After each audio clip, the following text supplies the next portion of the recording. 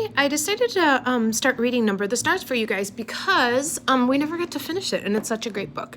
So I'm going to start out with chapter 4 today, and I'm going to read one chapter every day, and then when we finish, we'll talk about it online, and we'll go on to our next book, okay? So here it is. I'm going to turn around so you guys can read with me. It will be a long night. Alone in the apartment while Mama was over shopping with Christy, Anne-Marie and Ellen were sprawled on the living room floor playing with paper dolls. They had cut the dolls from Mama's magazines, old ones she had saved from past years. The paper ladies had old-fashioned hairstyles and clothes, and the girls had given them names from Mama's very favorite book. Mama had told Anne-Marie and Ellen the entire story of Gone with the Wind, and the girls thought it much more interesting and romantic than the king and queen tales that Christy loved. "Come, Melanie," Anne-Marie said, walking her doll across the edge of the rug. "Let's dress for the ball." "All right, Scarlett, I'm coming," replied Ellen in a sophisticated voice. She was a talented performer. She often played the leading roles in the school dramatics. Games of imagination were always fun when Ellen played. The door opened and Christy stomped in, her face tear-stained and glowering. Mom followed her with an exasperated look and set down the package down on the table. I won't ever wear them. Not if you chain me in a prison and beat me with sticks." Anne-Marie giggled and looked questioningly at her mother. Mrs. Johnson sighed. "I brought Christy some new shoes," she explained. "She's outgrown her old ones." "Goodness, Christy," said Ellen, "I wish my mother would get me some new shoes. I love new things, and it's so hard to find them in stores." "Not if you go to a fish store," Christy bellowed. "But most mothers wouldn't make their daughters wear ugly fish shoes." "Kirsten," Mother said soothingly, "you know it wasn't a fish store, and we were lucky to find shoes at all." Christy sniffed and showed them. She commanded. "Show them," she commanded. "Show Anne-Marie and Ellen how ugly they are." Mama opened the package and took out a pair of little girl's shoes. She held them up, and Christy looked away in disgust. "There's no leather anymore," Mama explained, "but we found a way to make shoes out of fish skin. I don't think these are too ugly." Anne-Marie and Ellen looked at the fish skin shoes. Anne-Marie took one in her hand and examined it. It was odd looking. The fish scales were visible. But it was a shoe, and her sister needed shoes. "It's not so bad, Christy," she said, lying a little. Ellen turned the other one over in her hand. "You know," she said, "it's only the color that's ugly." "Green," Christy wailed. "I will never, ever wear green shoes." "In our apartment," Ellen told her, "my father has a jar of black ink. Would you like these shoes better if they were black?" Christy frowned. "Maybe I would," she said finally. "Well then," Ellen told her, "tonight, if your mama doesn't mind, I will take the shoes home and ask my father to make them black for you with his ink." Mama laughed. "I think that would be a fine improvement. What do you think, Kirsty?"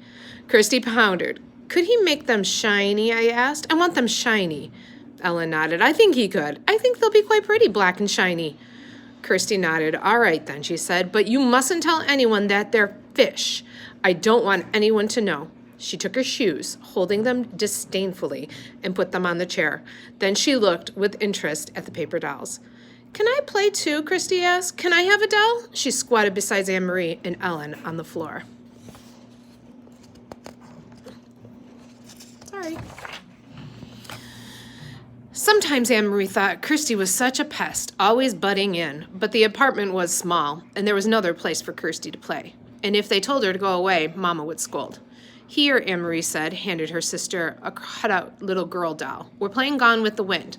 Melanie and Scarlett are going to the ball. You can be Bonnie. She's Scarlett's daughter." Christy danced the doll up and down happily. "I'm going to the ball," she announced in a high, pretend voice. Ellen giggled. "A little girl wouldn't go to the ball. Let's make them go someplace else. Let's make them go to the Tivoli." "Tivoli?" Anne-Marie began to laugh. "That's in Copenhagen. Gone with the Wind isn't in America." "Tivoli, Tivoli, Tivoli," little Kirsty sang, twirling her doll in a circle. "It doesn't matter because it's only a game anyway," Ellen pointed out. "Tivoli can be over there," she said by that chair. "Come, Scarlett," she said, using her doll voice. "We shall go to the Tivoli to dance and watch some fireworks, and maybe there will be a handsome man there. Bring your silly daughter, Bonnie, and she can ride on the carousel." Anne-Marie grinned and walked her Scarlett toward the chair, and Ellen had designed as Tivoli. She loved Tivoli Gardens in the heart of Copenhagen. Her parents had taken her there often when she was a little girl. She remembered the music and the brightly colored lights, the carousel and the ice cream, and especially the magnificent fireworks in the evenings. The huge colored splashes and bursts of light in evening sky. I remember the fireworks best of all, she commented to Ellen. Me too, Kirsty says. I remember the fireworks. Silly, Anne-Marie scoffed. You never saw the fireworks? Tivoli Gardens was closed now. The German-occupied forces had burned part of it, perhaps as a way of punishing the fun-loving Danes for their light-hearted pleasures. Kirsty drew herself up, her small shoulders stiff. I did too, she said belligerently. It was my birthday, and I woke up in the night and I could hear the booms, and when there were lights in the sky, Mama said it was fireworks for my birthday. Then Anne-Marie remembered.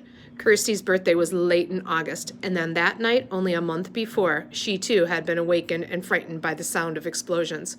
Kirsty was right. The sky was southeast, had been ablaze, and Mama had comforted her by calling it a birthday celebration. Imagine such fireworks for a little girl 5 years old, Mama had said, sitting on their bed. Sorry. Holding the dark curtain aside to look through the window at the lighted sky. The next evening newspaper had told the sad truth. The Danes had destroyed their own naval fleet, blowing up vessels one by one as the Germans approached to take over the ships for their own use. How sad the king must be, Anne-Marie said. Anne-Marie had heard Mama say to Papa, and that when they read the news. How proud, Papa had replied. It had made Anne-Marie feel sad and proud, too, to picture the tall, aging king, perhaps with tears in his blue eyes, as he looked at the remains of his small navy, which now lay submerged and broken in the harbor. I don't want to play anymore, Ellen she said suddenly, and she put her paper doll on the table. I have to go home anyway, Ellen said. I have to help Mom with the house cleaning. Thursday is our New Year. Did you know that? Why is it yours, said Kirsty. Isn't it our New Year, too? No, it's the Jewish New Year. That's just for us. But if you want, Kirsty, you can come that night and watch Mama light the candles. Anne-Marie and Kirsty had often been invited to watch Mrs. Rosen light the Sabbath candles on Friday evenings. She covered her head with a cloth and she said a special prayer in Hebrew as she did so. Anne-Marie always stood very quietly and awed to watch. Even Kirsty, usually such a chatterbox, was always still at that time. They didn't understand the words or their meaning, but they could feel what a special time it was for the Rosens. Yes, Kirsty agreed happily. I'll come and watch your Mama light the candles, and I'll wear my new black shoes. But this time it was to be different. Leaving for school on Thursday with her sister, Anne-Marie saw the Rosens walking to the synagogue early in the morning, dressed in their best clothes. She waved to Ellen, who waved happily back. Lucky Ellen, Anne-Marie said to Kirsty. She doesn't have to go to school today. But she probably has to sit very, very still like we do in church, Kirsty pointed out, and that's no fun. That afternoon, Mrs. Rosen knocked at their door but didn't come inside. Instead, she spoke for a long time in a hurried, tense voice to Anne-Marie's mother in the hall. When Mama returned, her face was worried, but her voice was cheerful. Girls, she says, we have a little surprise. Tonight, Ellen will be coming to stay overnight to be our guest for a few days. It isn't often we have a visitor. Kirsty clapped her hands in delight. But Mama, Anne-Marie said in dismay, it's their New Year's. They were going to have a celebration at home. Ellen told me that her mother managed to get a chicken someplace and she was going to have roasted. Their first roast chicken in a year or more. Their plans has changed, Mom said briskly. Mr. and Mrs. Rosen have been called away to visit some relatives, so Ellen will stay with us. Now, let's get busy and put these sheets on your bed. Kirsty, you may sleep with Mama and Papa tonight, and we'll let the big girls giggle together by themselves. Kirsty pouted, and it was clear that she was about to argue. Mama will tell you a special story tonight, her mother said. One just for you. About a king? Kirsty asked dubiously. About a king, if you wish, Mama replied. All right, then. But there must be a queen, too, Kirsty said. Though the Rosens had sent her chicken to the Johansons, and Mama made a lovely large dinner, enough for second helpings all around. And it was not an evening of laughter and talk.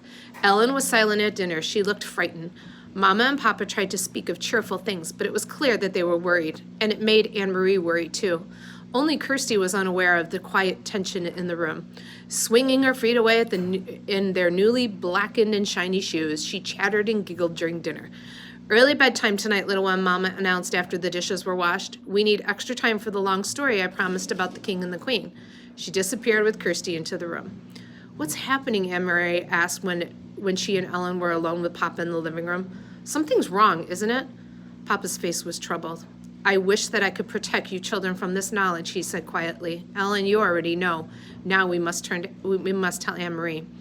He turned to her and stroked her hair with his gentle hand. This morning at the synagogue, the rabbi told his congregation that the Nazis have taken their synagogue list of all the Jews, where they live and what their names are. Of course, the Rosens were on that list, along with many others. Why? Why did they want those names? They plan to arrest all the Danish Jews. They plan to take them away, and they have been told that they may come tonight. I don't understand. Take them where? Her father shook his head. We don't know where, and we don't really know why. They call it relocation. We don't even know what that means. We only know that it's wrong and it's dangerous and we must help. Anne-Marie was stunned. She looked at Ellen and saw that her best friend was crying silently. Where are Ellen's parents? We must help them too. We couldn't take all three of them. If the Germans came to search our apartment, it would be clear that the Rosens were not here. One person we can hide, not three. So Peter has helped Ellen's parents go elsewhere. We don't know where. Ellen doesn't know either, but they are safe. Ellen sobbed aloud and put her face in her hands. Papa put his arms around her. They are safe, Ellen. I promise you that. You will see them again quite soon. Can you try hard to believe my promise? Ellen hesitated and nodded and wiped her eyes with his hand. But Papa, Anne-Marie said, looking around the small apartment with few pieces of furniture, the fat stuffed sofa, the tables and the chairs, and the small bookcase against the wall. You said that we would hide her. How can we do that? Where can she hide? Papa smiled. That's the easy part. That part is easy. It will be as your mama said. You two girls will sleep together in your bed, and you may giggle and talk and tell secrets to each other. And if anyone comes... Ellen interrupted him. Who might come? Will it be soldiers like the ones on the corners? Anne-Marie remembered how terrified Ellen had looked the day when the soldiers had questioned them on the corner. I really don't think anyone will, but if it never hurts to be prepared. If anyone should come, even soldiers, you two will be sisters. You are together so much, it will be easy for you to pretend that you are sisters. He rose and walked to the window, and he pulled the lace curtain aside and began to look into the street. Outside, it was beginning to grow dark. Soon they would have to draw back the curtains that all Danes had on their windows. The entire city had to be completely darkened at night. It was in a nearby tree a bird was singing, otherwise it was quiet. It was the last night of September. Go now and get into your nightgowns. It will be a long night. Anne-Marie and Ellen got to their feet, and Papa suddenly crossed the room and put his arms around them both. He kissed them on the top of the head. Anne-Marie's